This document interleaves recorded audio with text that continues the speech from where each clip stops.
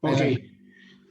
Muy buenas noches, compañeras, compañeros militantes de Morena Tlanepantla y todo el público que nos sigue. Esta noche tengo el gusto de presentar al compañero Miguel Ángel Bravo Subervil, anfitrión de este evento, y tenemos un monero de lujo. Estoy refiriéndome a Antonio Higuera. Toño, muchas gracias. Miguel, adelante, por favor. Muchas gracias, Jorge. Muy buenas tardes, compañeras, compañeros que nos hacen favor de seguirnos en esta transmisión para las redes sociales. Quiero presentar a nuestro invitado de esta charla, de este día, el maestro Antonio Helguera, mejor conocido como Helguera. El maestro Antonio es monero, como decía Jorge, una persona crítica, culta, que muy seguramente nos va a compartir temas muy interesantes en el contexto de lo que estamos viviendo en este momento de libertades, de libertad de expresión en la Cuarta Transformación, y hablar también de la censura que hubo en el anterior régimen. Si me permiten, voy a presentar al maestro. Es monero y caricaturista político. Estudió en la afamada Escuela Nacional de Pintura, Escultura y Grabado La Esmeralda.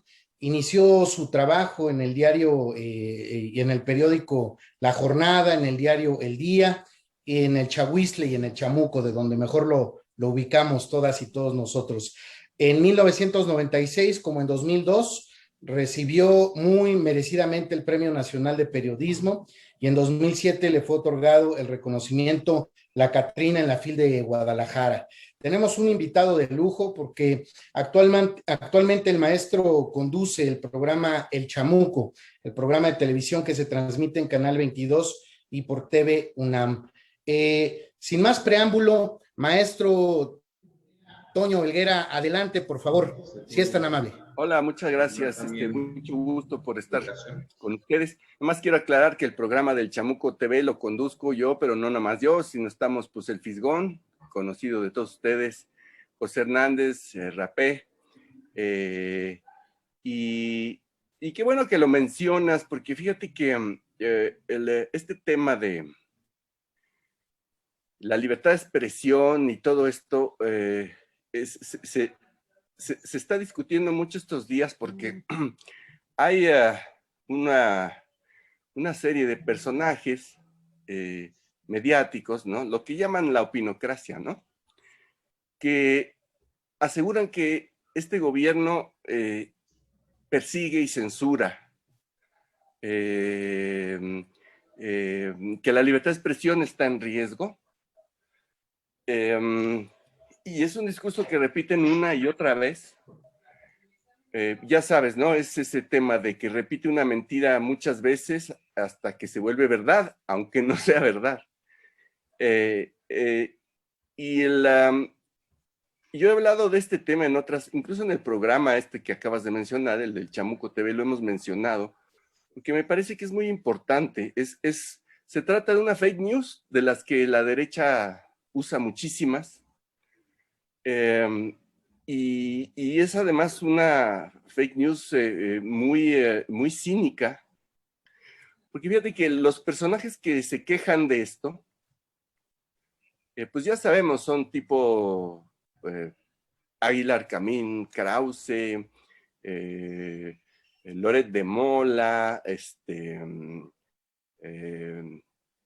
López Dóriga, ¿no?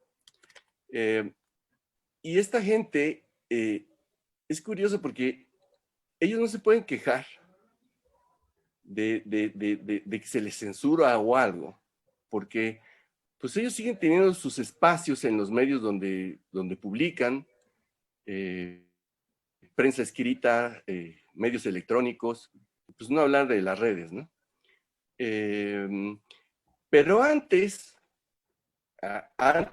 del 2018, este tipo de personajes copaban los espacios mediáticos. ¿Por qué? Entonces, sucede que durante más de 30 años, los medios estuvieron copados, y mira, sigue siendo así, ¿eh? O sea, lo cínico es que sigue siendo así. La mayoría de los espacios en los medios de comunicación están copados por estos personajes. De manera que tú prendes un programa de análisis en la tele, o un noticiero radiofónico donde hay una opinión editorial, o abres las páginas de la inmensa mayoría de los periódicos y están ellos, están sus firmas, y siempre con el mismo discurso. Ese discurso fue cuando gobernaban el PRI y el PAN, pues era el discurso para defender el modelo neoliberal y para descalificar a la izquierda. Siempre lo hicieron así. Y sigue siendo igual, nada más que ahora la izquierda es gobierno, pero sigue siendo igual. Y siguen copando los medios, en televisión, en prensa escrita, en radio, etcétera. Entonces, por ejemplo, han surgido algunos programas nuevos en televisión pública, como el nuestro, el del Chamuco TV. Entonces, tienen el descaro de decir pues que son programas de propaganda del gobierno, y a nosotros nos acusan, ¿no? De ser simples propagandistas del gobierno. Nos acusan de lo que ellos eran. Y son, porque siguen siendo propagandistas de un modelo que quieren que regrese, ¿no? Y quieren agresiva y desesperadamente que regrese. Entonces, les parece indignante que, por ejemplo, en la televisión pública haya programas como el nuestro, o el de John Ackerman, o de Gibran. A Gibran además lo insultan, ya sabemos cómo, ¿no? Con clasismo, con racismo, etcétera. Y se quejan al mismo tiempo de que la libertad de expresión está en riesgo. No, es que es al revés. La libertad de expresión estaba en riesgo, o era, más bien dicho, casi inexistente cuando ellos copaban los medios de comunicación, porque voces disidentes no eran aceptadas en ningún lado. O sea, un programa como el Chamuco TV, por ejemplo, pues era impensable en la época en que gobernaban PRI y PAN en la televisión pública, ¿no? Era impensable.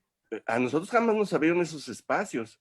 Pero además, yo quiero decir que esos espacios no son para nosotros, no son para... Si alguien ha visto Chamuco TV, pues sabe que no es para nosotros. Es decir, en esos espacios, nosotros lo que hacemos es llevar invitados, entrevistarlos, para escuchar voces diferentes, porque lo que hacemos nosotros es llevar a nuestro programa a otro tipo de gente que también estaba vetada en los medios, gente intelectuales de izquierda, gente muy preparada, gente con un discurso muy sólido, pero que no los veías jamás en un programa de televisión, ni pública, ni mucho menos privada, ¿no? Es el caso, por ejemplo, de el filósofo Enrique Dussel,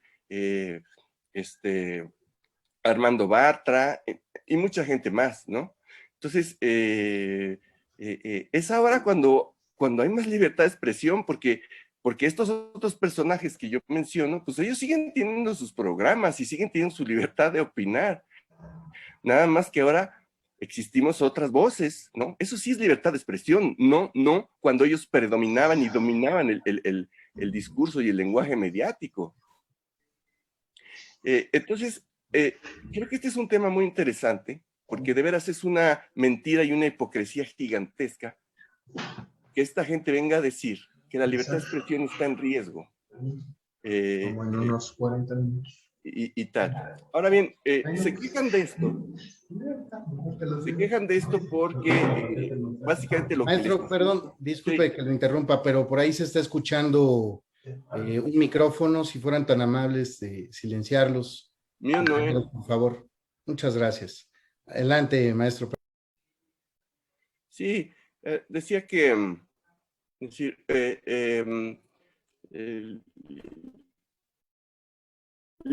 les disgusta que ya no sean los dueños de los espacios mediáticos y que haya otra vez una amenaza a la libertad de expresión, cuando claramente es lo opuesto. Ahora bien, otra cosa que les disgusta eso es lo que más les disgusta, que el presidente conteste,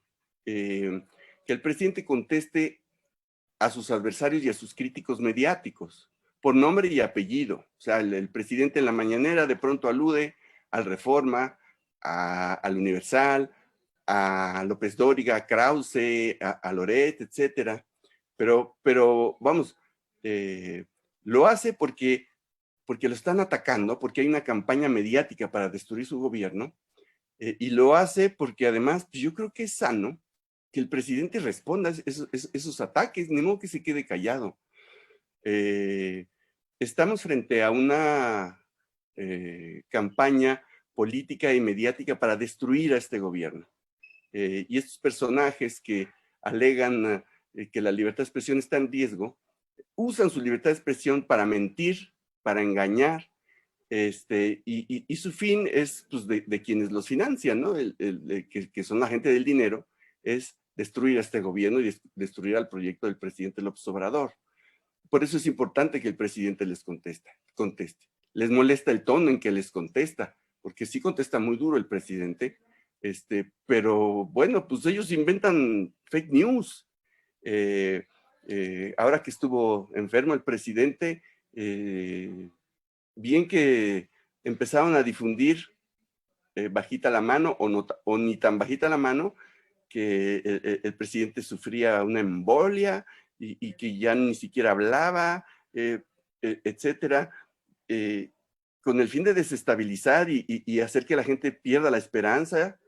Y bueno, pues luego el presidente reaparece y resulta que está bien. Entonces, también han utilizado la pandemia del COVID de la manera más inmoral posible para para atacar al gobierno, ¿no? O sea, por ejemplo, con el tema de las vacunas, se critica la supuesta incapacidad del gobierno para conseguir vacunas y que cómo es posible que no se consigan, pero soslayan descaradamente una serie de cosas que son lo que realmente sucede. Sucede que hay países, los países ricos, que están acaparando las vacunas, ¿no?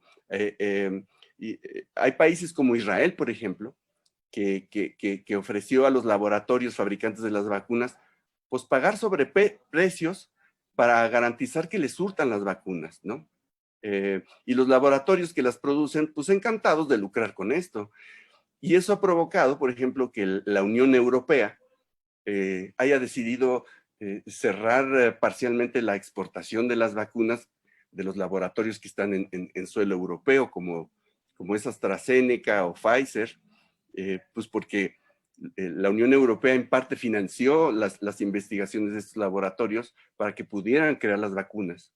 Otro caso es Canadá, que ha apalabrado la compra de más cantidad de vacunas que población, mientras que los países pobres batallamos por conseguir la vacuna. Eso no lo mencionan los que usan la pandemia para atacar al gobierno de López Obrador. Eso no lo mencionan, pero ese es el verdadero problema de la falta de vacunas. Es decir, el gobierno había establecido un plan de vacunación y ha tenido que cambiar las fechas y aplazar algunas cosas porque, pues porque la Unión Europea cerró la salida de las vacunas. Apenas Pfizer acaba de notificarle al presidente que ya van a llegar algunas vacunas, que va a llegar un cargamento de alrededor de, ¿no? Que es lo que amablemente y generosamente los europeos pues nos están permitiendo llegar. Necesitamos muchas más, por supuesto. No solo México, sino todos los países pobres están sin vacunas. Bueno, de eso no hablan los que usan el tema de la pandemia para atacar al gobierno. Lo manejan como un tema de incapacidad del gobierno, ¿no? Y como ese, hay una cantidad enorme de ejemplos de cómo estos personajes que dicen que que su libertad de expresión está amenazada, usan su expresión para armar campañas de descrédito contra el gobierno. Esa es la verdad.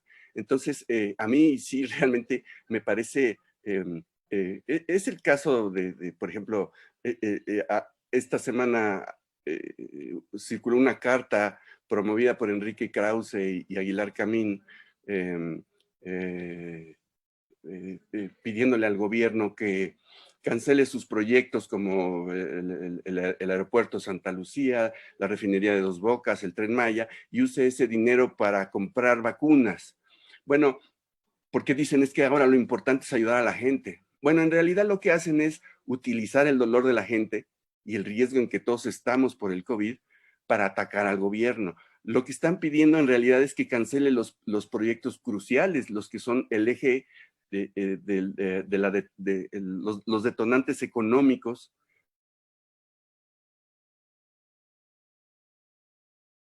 de la pandemia para tratar de desarmar al gobierno, supuestamente defendiendo la salud de la población.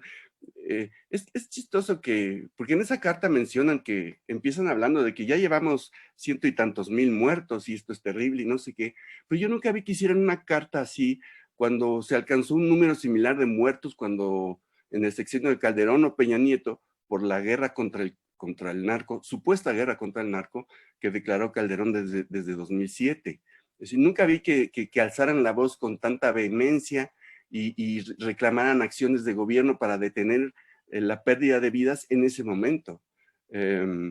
Y además, en ese momento, pues no era una pandemia mundial, era una estrategia creada por Calderón y continuada por Peña Nieto, que ha causado la muerte de muchísima gente. Y esa violencia la seguimos sufriendo, porque la violencia de ese tipo no se puede detener de un día para otro. Es decir, el gobierno de López Obrador batalla con eso, batalla con un cambio de estrategia para detener esto, pero es como una caja de Pandora. Es una guerra. Cuando tú inicias una guerra, no sabes cuándo va a acabar ni cuánta gente va a morir. Abres la caja de Pandora y quién sabe cuándo se va a cerrar y cuántas vidas se van a perder. Eso hicieron ellos.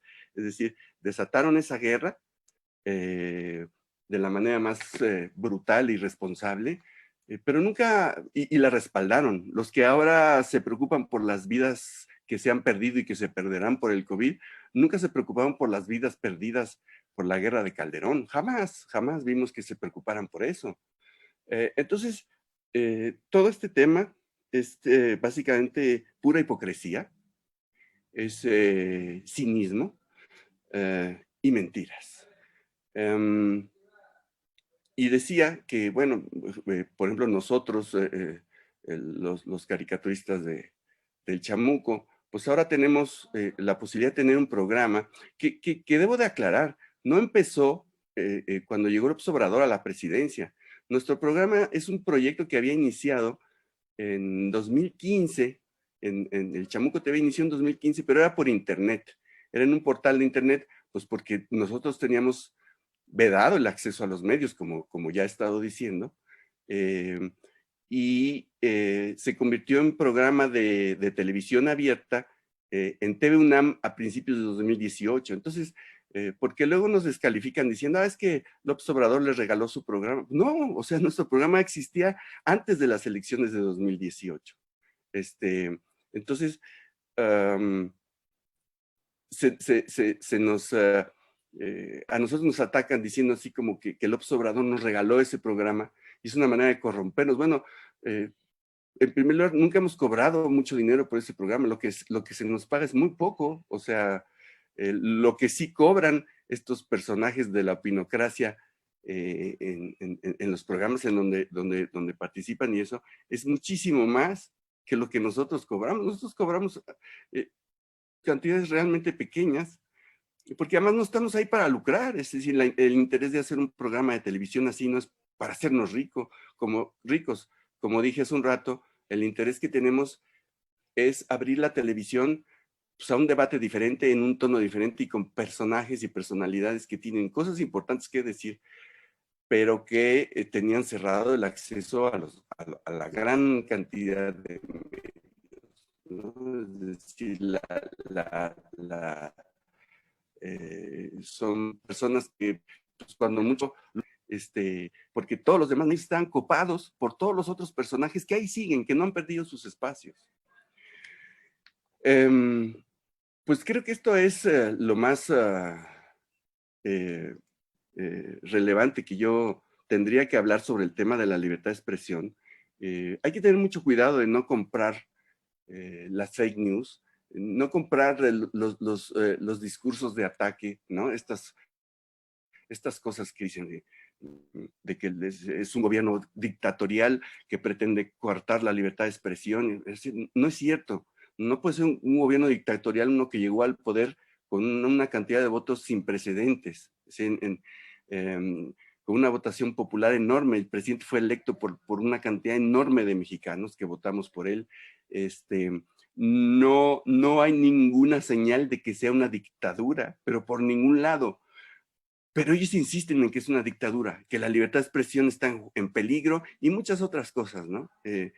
Tienen esa fantasía que yo creo que sí se la creen además, porque luego la gente de derecha es muy, muy ignorante y muy prejuiciosa, ¿no? Entonces temen que México se convierta en Venezuela. Bueno, pues no, Venezuela tampoco es una dictadura, ¿no? Pero bueno, pero ya hay ha habido y hay una campaña desde hace muchos años, desde la época de Hugo Chávez, una campaña internacional de descrédito contra Venezuela, contra Hugo Chávez y luego contra Maduro, haciendo ver ese país como una dictadura, etcétera.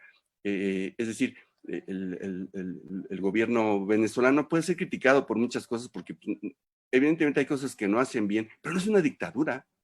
Es decir, Hugo Chávez fue electo varias veces e hizo varios refrendos de poder para que la gente refrendara su apoyo a él. Entonces, nada más lejano que una dictadura lo de Venezuela, pero como la campaña mediática es internacional y es enorme, entonces casi todo el mundo en el mundo casi todo el mundo en el planeta cree que Venezuela es una dictadura. Bueno, pues no lo es, no lo es. Y mucho menos lo es México ahorita, ¿no? Pero cuidado con las campañas mediáticas porque sí funcionan, es decir, sí manipulan a la opinión pública, sí crean una verdad, aunque sea mentira, una mentira sí son capaces de convertirla en verdad. Ese es el enorme peligro de estas campañas.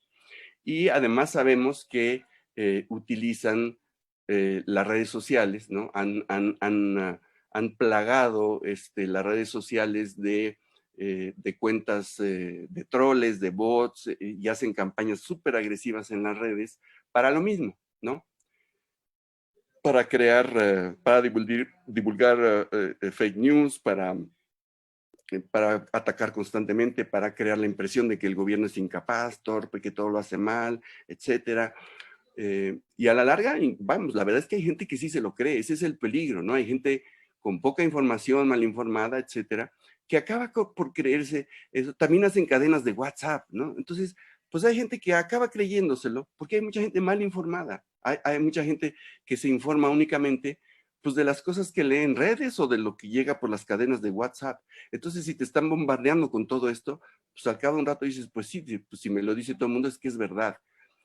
Yo creo que ese debe ser los simpatizantes de este gobierno.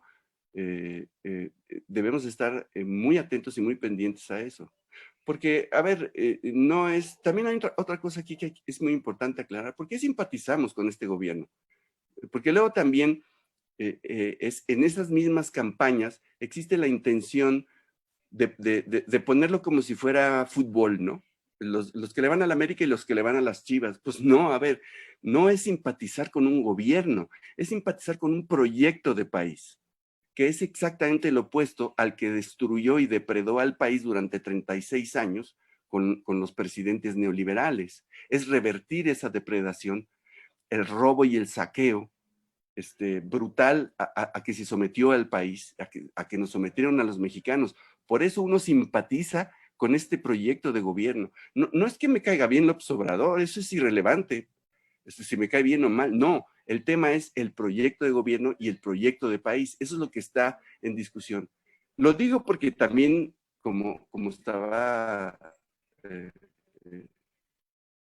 mencionando, existe esta parte de este cambio así frívolo, como, pues es que los chairos son tontos y entonces pues, son como los que le van a la América y y los chidos somos los que le vamos a no sé qué. No, se frivoliza, la idea es frivolizar la discusión, descalificar, hacer parecer como que quienes simpatizan con este gobierno son ignorantes y tontos, porque pues, una persona inteligente y preparada no simpatizaría con un gobierno así porque es muy incapaz. No, no, no, no es así. Hay toda una distorsión que se ha creado, y yo creo que nosotros tenemos que empezar partiendo de decir, a ver, yo no simpatizo con un gobierno, simpatizo con el proyecto de país y de nación que tiene este gobierno. Esa es la parte importante que yo creo que tenemos que estar pendientes de defender, además de estar atentos a las fake news, a las campañas de descrédito, porque la verdad es que sabíamos desde que llegó a la presidencia López Obrador, sabíamos que iba a ser sujeto a estas campañas, a esta campaña de ataques. ¿Por qué lo sabíamos? Pues porque cualquier gobierno de izquierda en el mundo siempre es objeto de una campaña así. Es decir, hay antecedentes históricos de cómo los gobiernos progresistas son asediados, acosados y derribados. Podemos hablar de la República Española, que fue derribada con el golpe de Estado y la guerra civil subsecuente de Franco. Podemos hablar de Portugal, también ha habido golpes de Estado en Portugal, es decir, hasta en Europa ha habido golpes de Estado. Y es más, hace poco que estaba viendo esta serie de Netflix, The Crown, me enteré porque yo no sabía que el gobierno laborista del primer ministro Harold Wilson en los años 70 fue objeto de un complot que quería que hubiera un golpe de Estado y participaron familiares de la reina en ese golpe de Estado. La misma reina lo paró cuando se enteró.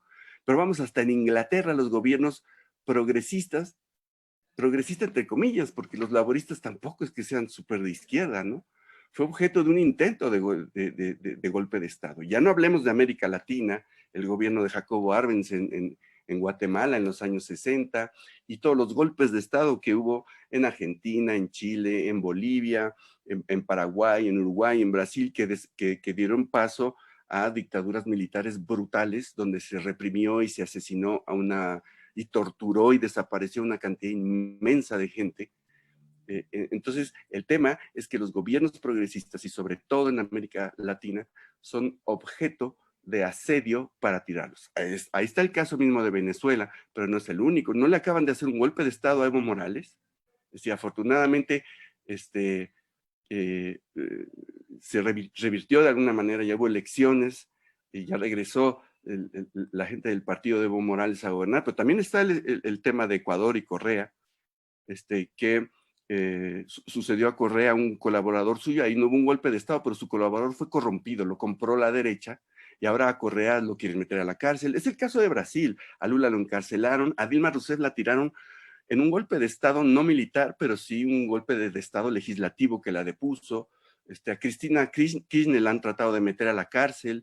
El gobierno ahorita de Fernández en Argentina, que también es un gobierno progresista, también está bajo asedio, está sometido a una campaña igual a la campaña a la que el gobierno de López Obrador está sometido.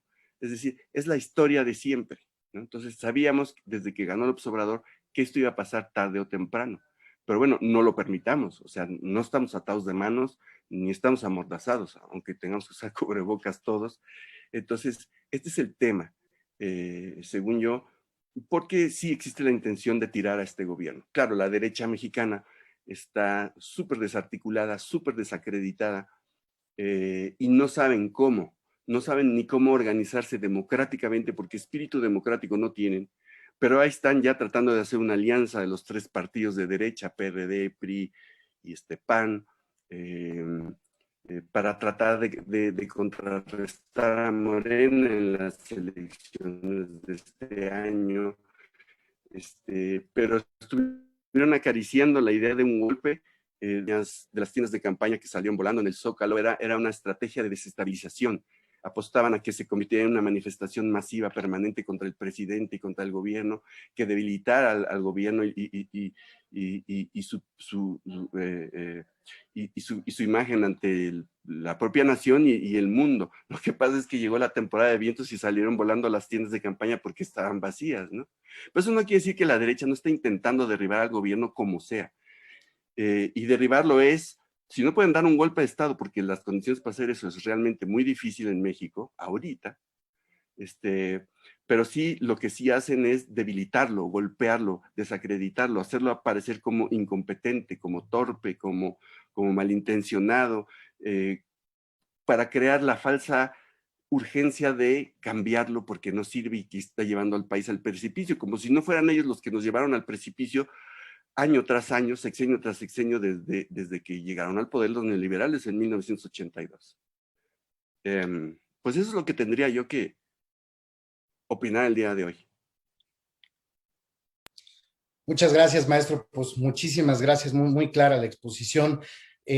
Coincido plenamente, los adversarios políticos del gobierno federal, de nuestro presidente López Obrador, y debo decirlo también de los gobiernos locales, lo hemos experimentado, visto cómo pues los referentes de los partidos políticos que gobernaron en anteriores sexenios, en anteriores trienios acá en lo local, se han dedicado a tratar de denostar, tratar de generar noticias falsas, generar la falsa percepción de que los gobiernos progresistas de izquierda, que por primera vez tienen la oportunidad de gobernar para la gente, son gobiernos incapaces, son gobiernos además corruptos, porque quieren generar también la percepción de que somos lo mismo, de que ellos eran corruptos y nosotros seguimos siendo corruptos. Entonces, ya ven, nada cambia.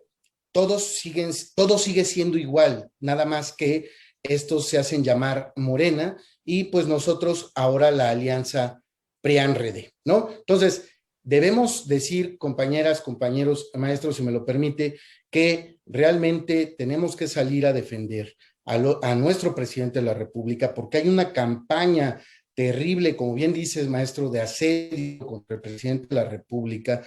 Hay una campaña terrible para tratar de denostar el gobierno de la Cuarta Transformación y los gobiernos. Sabemos que aún hay muchas cosas por hacer. Estamos tratando de revertir casi 4 décadas de gobiernos neoliberales, tanto a nivel local, pero a nivel nacional, y eso es una labor titánica. Maestro, si me permite preguntarle, por favor, ¿qué peligro corrían gente como usted crítica, los moneros particularmente, los periodistas en el antiguo régimen?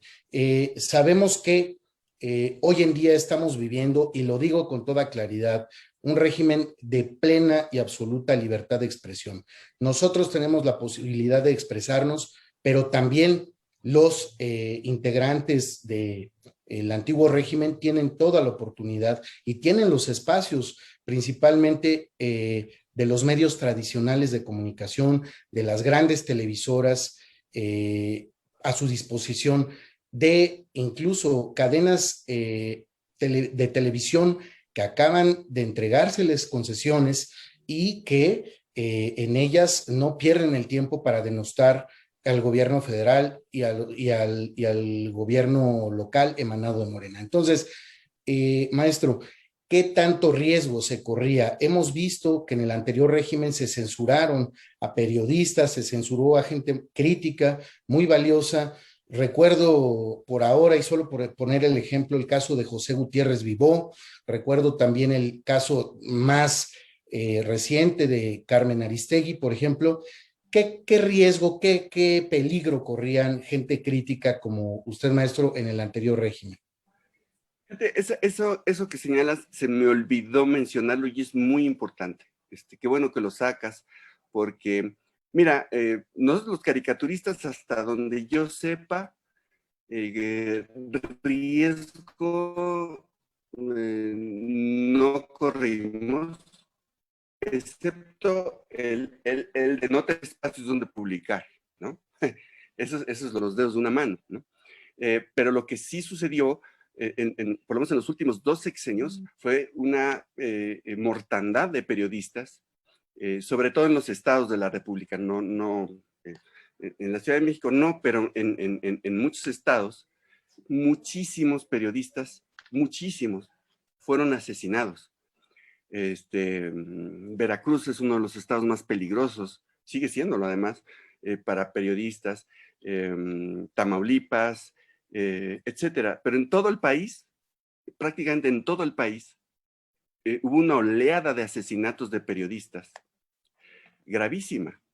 Yo no vi que estos personajes que ahora se preocupan tanto por la libertad de expresión dijeran una sola palabra, levantaran un dedo para exigir justicia para esos colegas. Para nada, no lo hicieron. Ahora recurren a la defensa de la libertad de expresión simplemente para construir una mentira, para construir un arma de ataque contra el gobierno. Es decir, por ejemplo, yo trabajo en 2 medios, en La Jornada y en Proceso, ¿no? 3 compañeros de La Jornada y Proceso fueron asesinados en los años anteriores a este gobierno. La corresponsal de Veracruz, Regina Martínez, fue asesinada cuando gobernaba este monstruo de Duarte, ¿no? La corresponsal de La Jornada en Chihuahua, Miroslava Bridge, fue asesinada allá. Participó en el asesinato de un personaje panista que luego trabajó en el gobierno de Corral, y Corral se ha negado a detenerlo por su participación.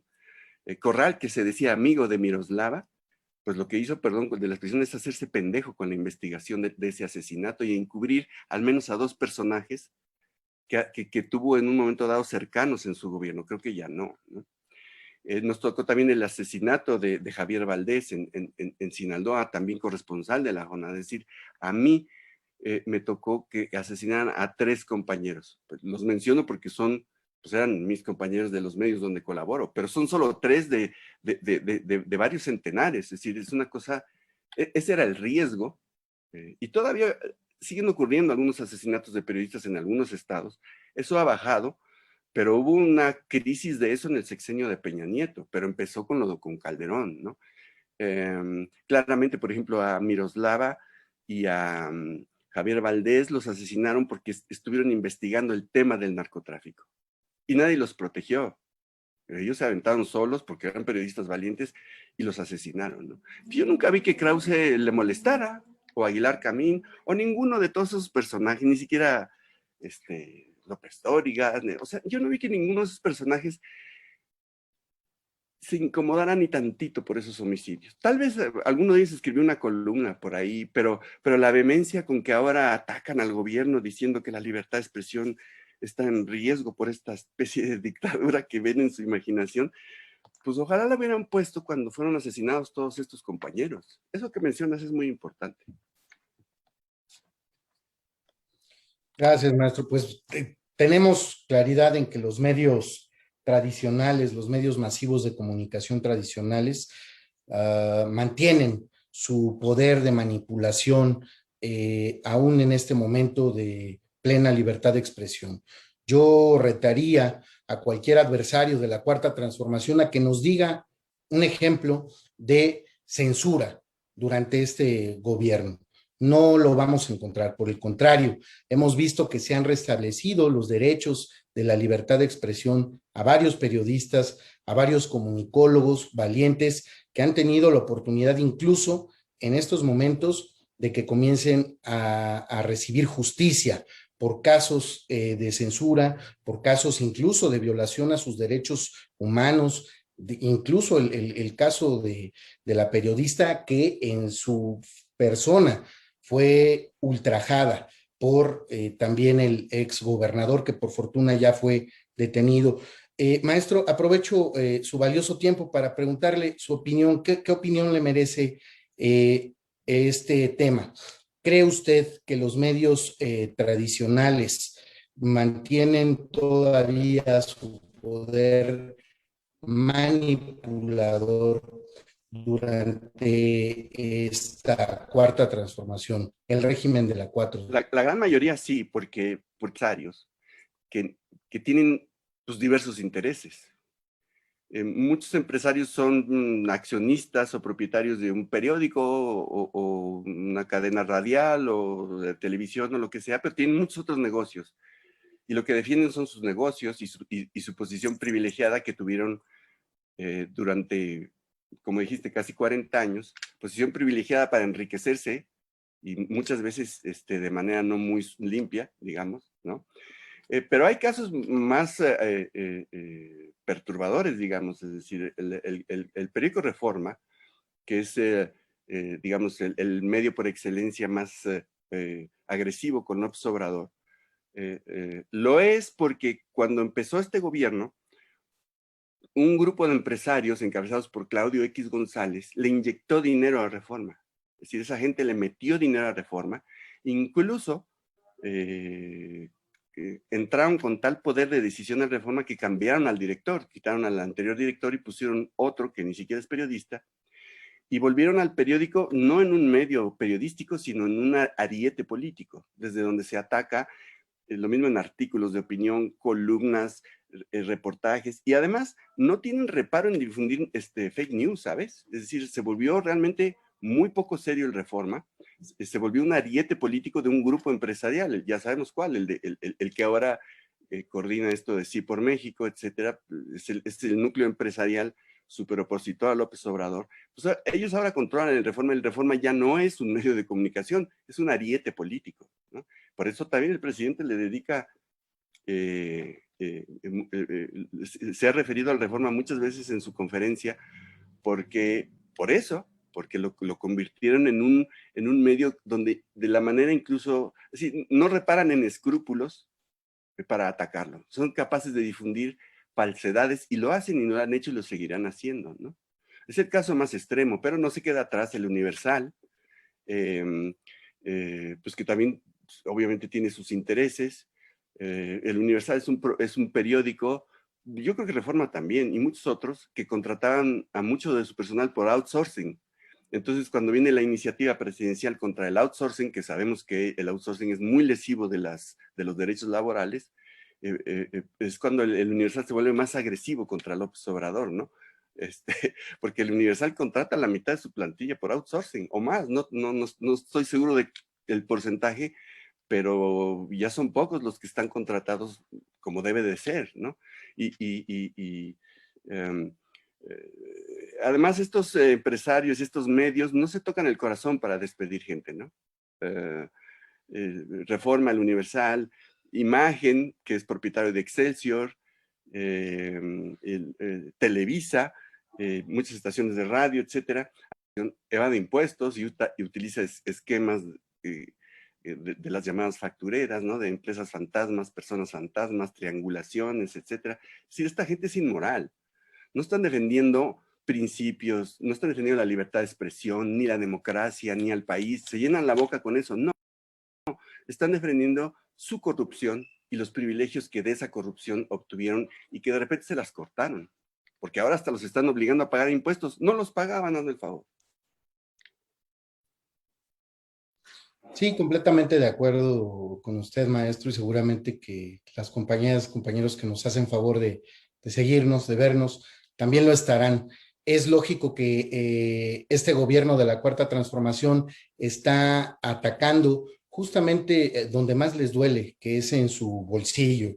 Por eso vimos campañas tan furibundas, por eso el fraude del 2006 para impedir a toda costa, como lo dije aquel expresidente, llegara al poder, ¿no? Y bueno, pues es que está clarísimo, están muy enojados porque ahora sí se les están cobrando impuestos a estos grandes empresarios que se sentían dueños de México. Pues maestro, yo me quedo con lo que usted nos comentó. Compañeras, compañeros, estemos muy atentos siempre a las campañas negativas, a las campañas de noticias falsas, de destrucción, como ya nos hizo favor aquí también el maestro, híjole, ya no recuerdo ahora quién fue que nos comentó que defendamos completamente en las redes sociales, nos metamos a defender a nuestro presidente, a nuestro gobierno, porque justamente le apuestan a eso, a que no nos defendamos. Y yo creo que lo más justo y lo más importante en este momento es no permitir que sigan denostando al gobierno de la Cuarta Transformación. Maestro, de verdad agradecerle muchísimo por su tiempo, por haber compartido esta muy amena charla con las y los compañeros de Morena Tlanepantla y de otros lugares que nos ven, y ojalá y muy pronto, pasando esta contingencia sanitaria, sea usted tan amable de regalarnos su tiempo, pero ya en un lugar físico. Por acá nos daría mucho gusto de recibirlo también, por favor. Estimado Jorge, no sé si tengas algún otro comentario que hacer. Pues nada más agradecerle a Toño Higuera por el apoyo, a ti Miguel por darle difusión a este tipo de ejercicios tan importantes y tan necesarios para la militancia y el público en general. Es cuanto, me despediría con esto. Gracias Toño, gracias Miguel. Gracias a ti, Jorge. Maestro, muchas gracias. Pues gracias a ustedes. Yo creo que es importante hacer estas cosas porque sí, hay que estar atentos y defender, pero hay que tener argumentos y hay que tener información para poder defender. Por ejemplo, yo estaba pensando ahorita que hablabas, hay un tema que a mí me preocupa, que es el del Tren Maya, ¿no? O sea, se ha armado una campaña de descrédito contra ese proyecto, que es muy importante. Es una campaña basada en mentiras, básicamente. Sí, a mí me gustaría que un día pudiéramos hablar de ese tema, porque hay que darle a los compañeros herramientas para defender ese proyecto. Porque ya la gente ya se compró la idea de que es un proyecto ecocida, y neoliberal y una cantidad de cosas, pero y lo que sí he visto es que no ha habido buena capacidad del gobierno para explicar ese proyecto, no lo han sabido defender. Y ese es un proyecto que es importante, del que es importante hablar porque es crucial para el desarrollo económico de la zona más empobrecida del país, por ejemplo, ¿no? Bueno, lo pongo ahí como propuesta. Yo les agradezco a ustedes y pues estoy a sus órdenes con mucho gusto. Muchas gracias, maestro. Claro que sí, seguramente, y si usted nos lo permite, tendremos otra oportunidad con mucho gusto de plantear ese tema, el tema también del aeropuerto de Santa Lucía. Es un tema muy importante para que podamos explicarle a nuestros compañeros de manera muy clara cómo el anterior proyecto neoliberal era realmente un robo en despoblado, el tema del aeropuerto en Texcoco, y cómo la alternativa viable, honesta de nuestro presidente López Obrador de sacar adelante un aeropuerto para cumplir con las necesidades que tiene nuestro país y además cuidar los recursos y no permitir la corrupción. Con todo gusto, maestro, sí es muy importante y si usted nos lo permite, reagendamos para aventarnos otra charla de esos temas. Por ahora le agradezco muchísimo su tiempo y su valiosa colaboración. Muchísimas gracias, Jorge, muchísimas gracias, maestro, y a todas y a todos, muchas gracias por su participación y asistencia en estas charlas. Cuídense mucho, seguimos en semáforo rojo, cuídense mucho, por favor. Gracias, buenas noches. Gracias. Hasta luego. Bueno.